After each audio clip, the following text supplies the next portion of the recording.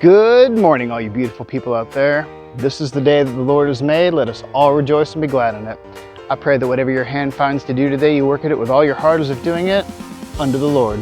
This is Torah-Pologetics, Part 9. Keep on Shabbatin. Let's get into and defend the faith. Here we go. It is important for us as Christians to honor the Sabbath and keep it holy, which on our pagan calendar falls on Saturday, the seventh day of the week. But we go to church on Sunday because my pastor says it doesn't matter what day of the week you worship God. Hold on. First of all, I didn't say anything about going to church. And second of all, neither your pastor or anyone else gets to decide what day of the week they're going to honor the Sabbath. God made the Sabbath on the seventh day, and the seventh day is right there. Oh, but Saturday's for the boys. Well, technically, Jesus did say Sabbath was made for man. It's God's gift to us. It's a day that we're supposed to stop and not do any ordinary work and not cause anyone else to do any work.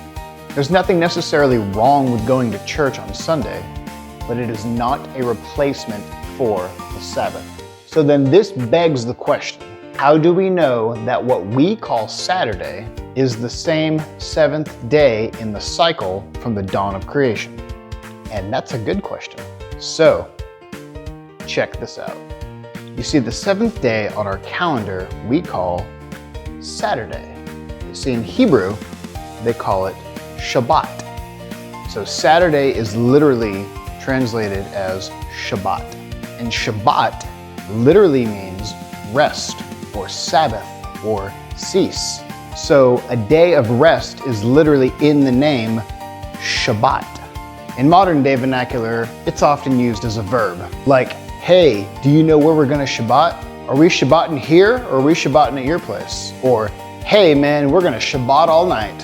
Hey man, we be Shabbatin. But I know what some of you are thinking. But that's only for the Jews. And you would be wrong. Check this out. Shabbat in Aramaic is Shabbata. In Arabic, it's Sabbath. Greek, Sabbatin.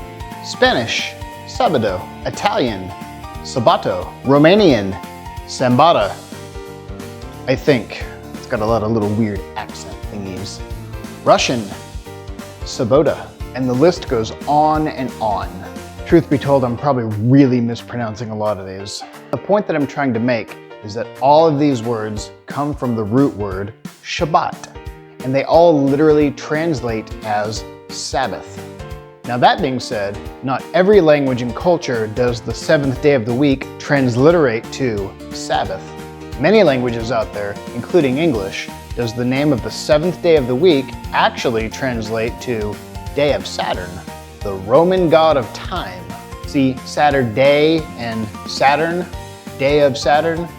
See how that works? More proof that we are living in a modern day Roman Empire and we need to get back to doing Bible things in Bible ways. And if you really want to do a deep dive, there's a lot of ancient texts out there that talk about how the day of Saturnalia in the Roman Empire coincided with Shabbat. So if Jesus was keeping Sabbath on Shabbat, which was the day of Saturnalia 2,000 years ago in the Roman Empire, then that was at least the right day to keep it back then. God doesn't change just because the culture changes, and he doesn't modernize his ways to keep up with the times. If he told us to remember the Sabbath day and keep it holy then he still wants us to keep the Sabbath day holy today. I mean, for crying out loud, he literally wrote it in stone. And while most modern day Christianity will say that the Old Testament laws are done away with, at least the majority of them still believe that we should be keeping the 10 Commandments, right? So if we don't need to be keeping Shabbat and we don't need to be honoring the Sabbath day and keeping it holy because it's on the 10 Commandments and that's in the Old Testament, does that make adultery okay too? Yeah, that one was also etched in the same stone tablets.